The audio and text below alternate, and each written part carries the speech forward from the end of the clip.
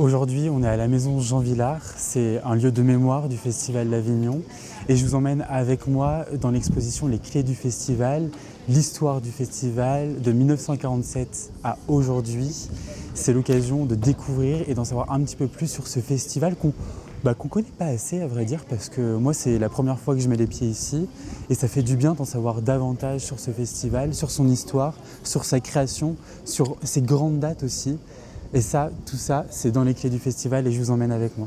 Cette exposition nous plonge dans l'envers du décor. À quoi ressemble le Festival d'Avignon avant même que les spectateurs arrivent? Alors on découvre que la technique occupe une place énorme. Il faut adapter des lieux qui ne sont pas faits pour le théâtre, comme la cour d'honneur, les gymnases, et les transformer en vraies salles de spectacle le temps d'un été. L'exposition nous montre aussi comment le festival a évolué avec les années. Il a commencé avec quelques chaises dans la cour d'honneur et aujourd'hui, plus de 2000 personnes peuvent y passer la nuit pour voir un spectacle. Ce qui est assez impressionnant ici de voir, c'est ces photos d'Agnès Varda. Il faut savoir qu'Agnès Varda, elle a commencé ici au Festival d'Avignon en tant que stagiaire photographe. En gros, elle n'était pas du tout prévue, c'est juste la voisine de la sœur ou de la femme de Jean Vilar, une histoire un peu comme ça. Elle a débuté ici et ces photos sont devenues un peu historiques et ont donné aussi une sorte de renommée au Festival d'Avignon. Et c'est hyper touchant de voir ces photos, à vrai dire, ici.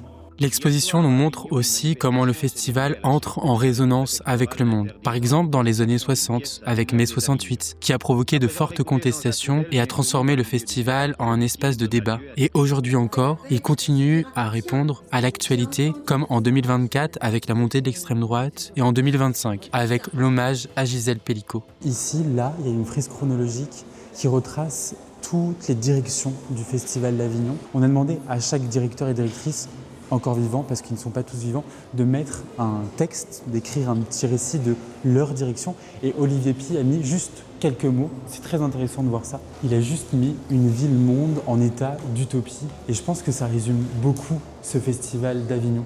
L'expo nous montre aussi comment le festival a une dimension internationale qui le rend unique, avec des compagnies invitées du monde entier, avec des artistes de toute langue, de tout pays, de toute origine. Avignon n'est pas simplement un laboratoire de création, c'est aussi un lieu d'engagement, un lieu de réflexion et de prise de recul sur le monde et ses actualités.